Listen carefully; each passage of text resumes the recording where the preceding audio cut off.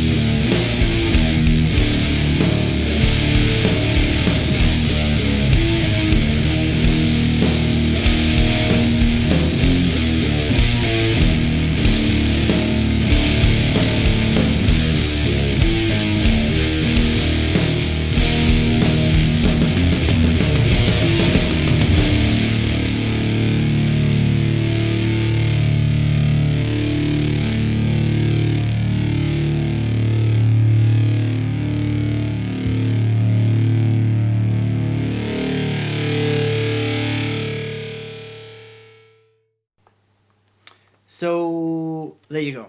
I think it's actually fairly successful. And I think part of the reason it's successful is the way that Amplitube is not your standard kind of modeling and VST with cab impulse responses at the end. From start to finish, it models every component and what it does in the chain. So that means that when you come to the things that matter at the end, the power amp, how the power amp and the speakers work together, how the room and the different speakers in the cab work together, and how they influence one another, that's all modeled. It's not just cab, IRs, impulse responses. So it means that certain things that we have in music that should flow, and guitar that should flow and sound more realistic, is attemptable in Amplitube. Again, I'm not trying to convince people that they should throw away their amps. By no means am I wanting to promote that sort of behavior and just use Amplitube VSTs. This is more to see if it's possible to really get into that territory where you can really feel the earth moving in a room, hear the speaker cab vibrating, and get that whole feeling of something happening live, and seeing if that can be done in Amplitube. So some of the features in Amplitube allow that, and let's quickly go in there.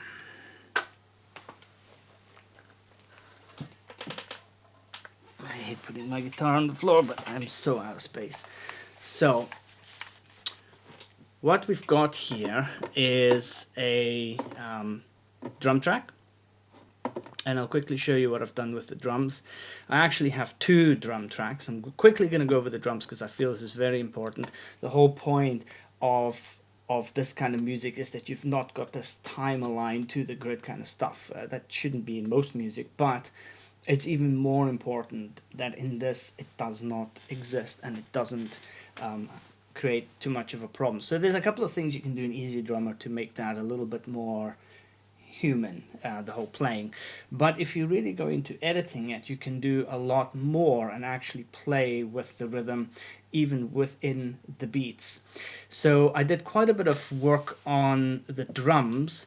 One of them is to have two kits, so they're playing side by side, and the one is playing a completely different drum set than the other, and all the toms and snare and bass drum are all turned down, so they're pitched down to give a little bit more boomy, kind of sludgy, doomy tone.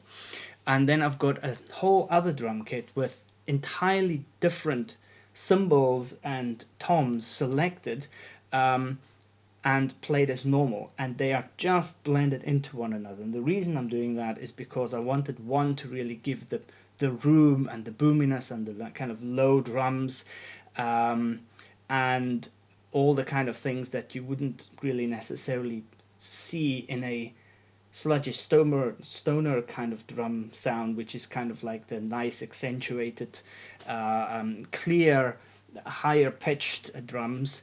Just blending them just to lift it a bit, but actually the two levels are quite, they're not the same. So the kind of normal sounding drum kit is a little bit lower. It's really important that you select, if you do this, if you play these two tracks side by side, you have to use exactly the same MIDI file. So they have to be triggered at exactly the same time, so that you don't have like a weird wobble effect. But more importantly, you have to choose an entirely different kit from one to the other, otherwise you get serious phasing issues. If you play the two over one another with the same drum kit, the cymbals especially, they sound horrific. They phase, obviously, because they're kind of playing at the same time but not. So when you use different cymbals, that has been sorted. So that's one thing. The sound of the drums themselves have been played around with quite a bit to give that really full drum sound. And let me just turn this back up so you can hear what I'm talking about. So let's just play the drums.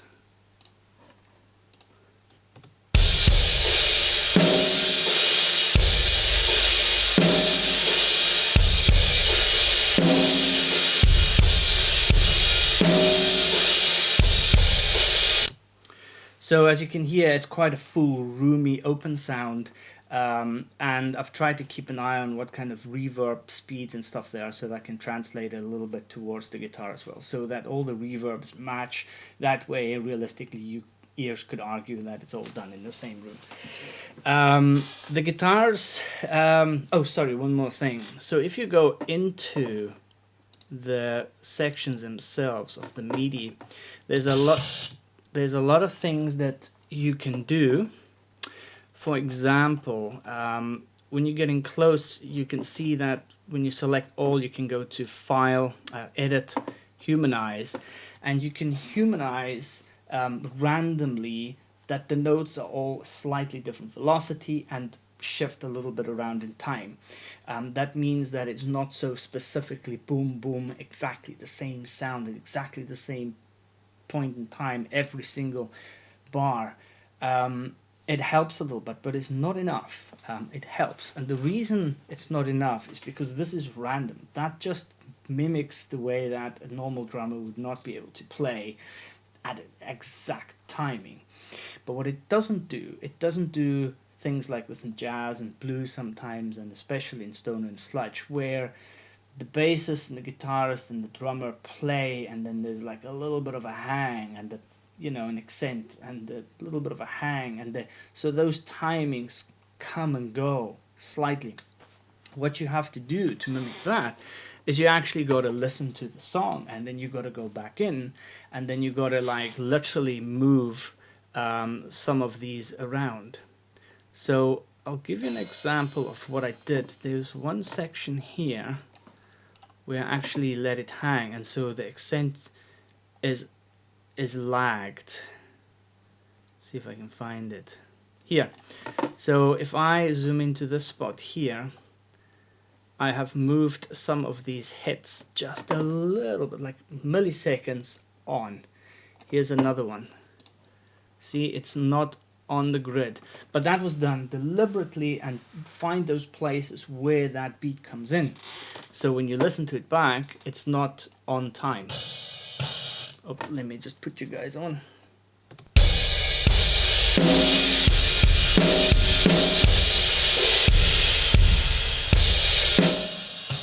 So the timing is just out. It's like a little drag, like doo doo, right? So you can do all that, but it means going in there and messing.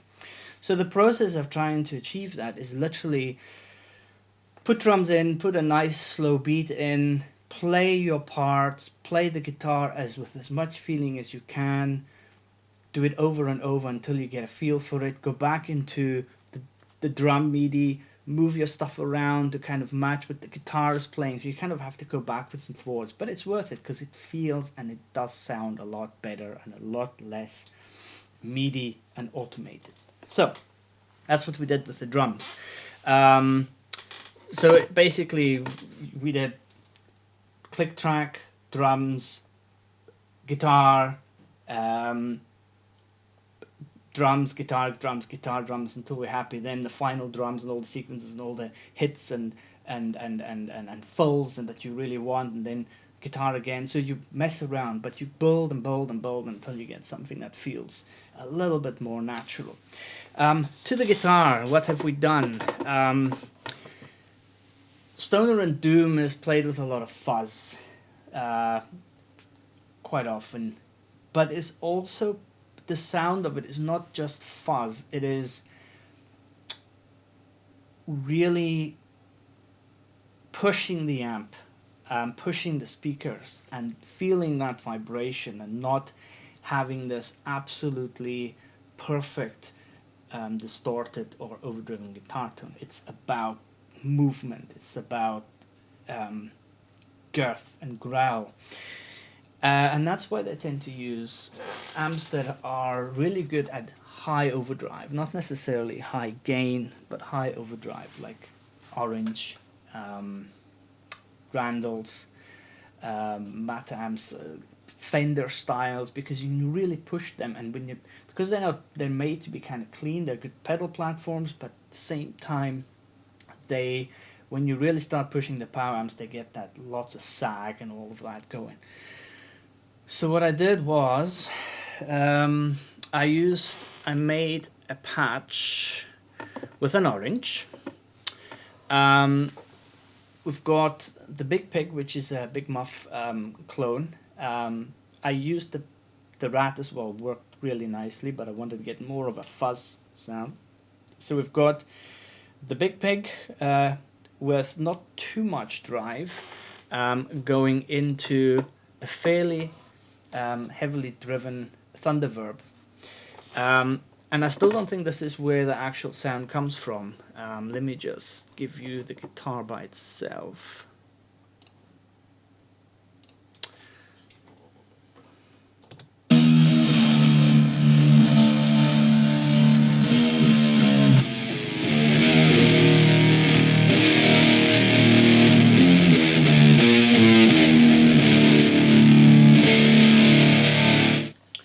So as you can hear, the sound is from the breakup, as if there's, you know, amp struggling, and I think that is really what we're after.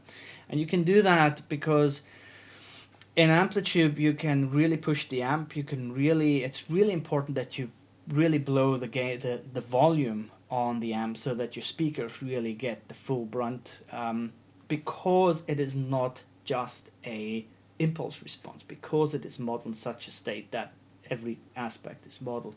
You can push this and you can start feeling that vibration.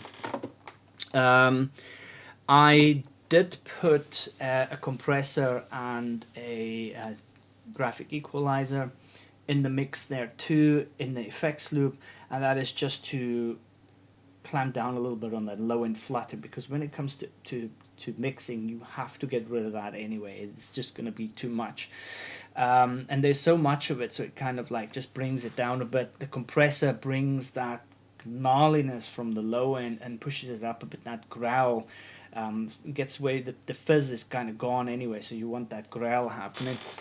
The cabs, I used two cabs. I used the orange, obviously, and I used a 1960 clone, so basically a Marshall 1960 A cab, because the Marshall cabs are fairly often used as well. The reason is you can really push them. They've got that kind of mid-range pushing, but again, this is not the whole story. The story is also where they are mic'd. The story is also that we included a fair amount of the room here in both. So firstly, really push the speakers and accept that the modeling is going to try and deal with that and say, okay, this speaker is struggling. My power tubes are being pushed, so they're sagging. We've got a room selected, which is a venue, so you can get that live kind of style of reverb. And in the mics, we've got both fairly kind of normally mic'd up, but we included quite a bit of the room from both mics. And then I double tracked them, so it's exactly the same Amplitube setup, panned left, panned right, and the end result is something that pleases my ears.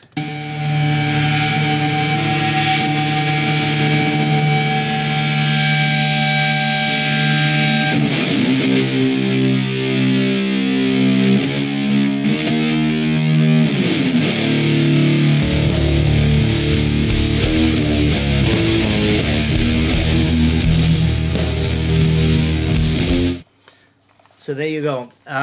The bass I find really difficult in Amplitube to get right. I think the bass is something that is Amplitube. I think I pulled something off, but I don't think that this is the best that can happen, and I think bass sometimes needs to be done differently.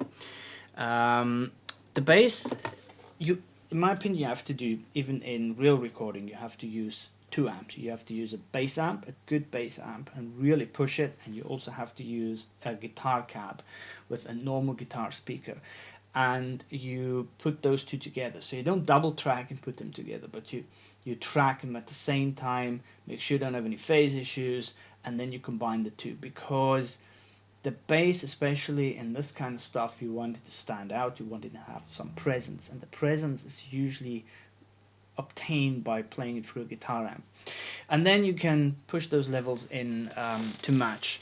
So we've got two amps running here on the bass. We've got, I think this is probably a Trace Elliott kind of, with quite a heavy drive, as well as quite a stark EQ curve already, because I'm already trying to get quite a bit of drive out of that. And it's matching cab. Again, venue room, and no room mics whatsoever. It's already hard enough to tame the bass sound, so you don't add that in. No pedals, no need for it. And so here is just a standard JCM 800 style amp with its matching Marshall cab. I think, yeah, I did put a little bit of fuzz on that. And did I do anything? Yeah, and I compressed it fairly hard coming out. So I'll quickly play these two as they happen. Let me just... So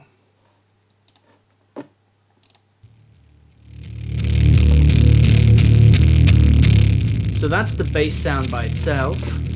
I'll quickly switch between one and the other.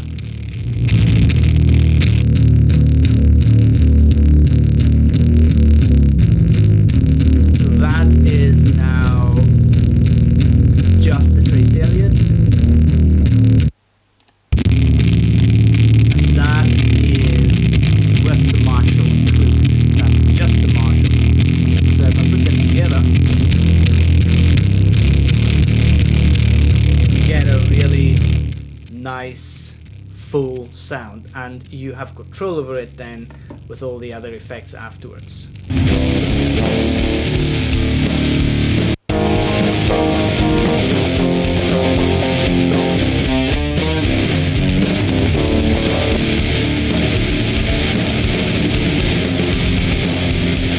Did you hear that? That was some DI track in the middle there. Sorry about that.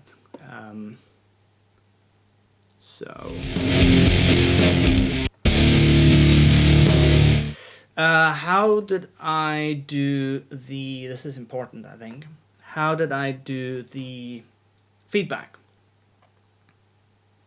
I'll just play it again.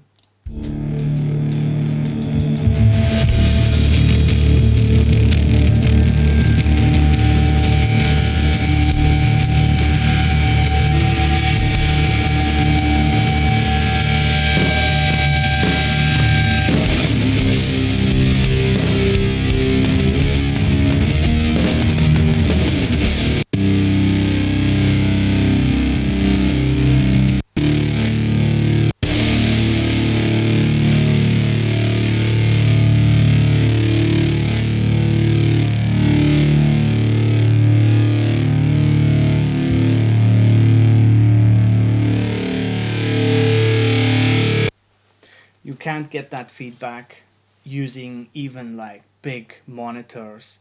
You get a squeal from using the amps, except for the PRS ones. They sound really good. That Waves Lab or something, the PRS thing, the Dallas and so on. They sound like really nice feedback. So you can get physical feedback if you're using big speakers. You've got everything nice and high, and same thing happens, the speakers feedback through the guitar, and you get a nice feedback. But I've never got the feedback to really sound nice in Amplitube. So what I've done is the guitar goes into my pedal, the guitar goes straight into the DI box. So this is where I cheated a bit. The DI box goes straight into the interface. If you look at some of my previous videos on how to set this up, how to capture your guitar while playing for your amp. So guitar goes into my DI. The DI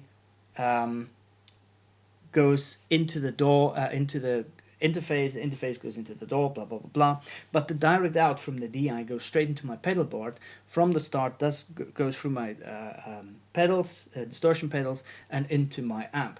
So that means when I'm playing this, I play, and this is important, I forgot to mention at the beginning, find this is terribly, terribly important is that you don't play through your interface, through your thingy. You play into your DAW, you play through your amp. You play your amp, you listen to your amp, you monitor the amp, but you listen to your drums and the song going, the track going in the background that you're playing to through your speakers, but you're actually playing and listening to your amp. You're getting your feedback from your amp, doing everything that the amp and the guitar and the pedals do, you do, because all that ends up in the chain and it ends up in your DI track. And so when you apply your Amplitube or any other amp VST,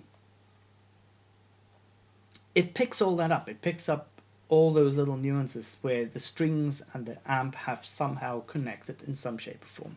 It also means that you are playing to an amp. You're not concentrating on what's happening there so much and worrying about the grid and everything else. You're playing your guitar the way you're supposed to with an amp. So it is a bit of a trickery and foolery, but so if you don't have an amp that you can do that with, okay, fair enough, but I still think that you could pull something like this off. So in the end, I think it is a success. I think it is half decent, and I didn't put that much effort into this. I think that if you really play with all the different nuances between the drums and the bass and the guitar, I think using time and effort, you can really, really come up with something convincing and good. And it's the convincing and the good, and that makes people's toes tap, which is more important than being all genuine, like I didn't record it because I couldn't go into,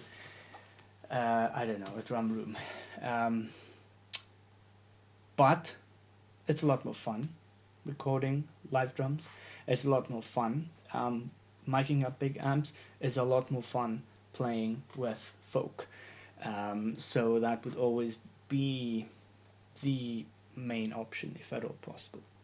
Anyway, this was just a little video to see if we can get that fullness, that growl, that convincing. There's an amp growling in a room. There's drums being played and the reverb and, you know, the whole groove. Can we get to something like that as if it was done in real life? Not to try and replace real life, but as an option if you require it. So there you go. I would like to know what you guys think of this. I think it was a half decent attempt. I think we got somewhere. And so, yes, thank you very much for watching. Any questions below? Please subscribe. Please, please, please. Want to get to my 1,000, want to start monetizing this. I want to start doing more on this, especially on VSTs and stuff. So if you have it in you, click on subscribe, and thank you for watching.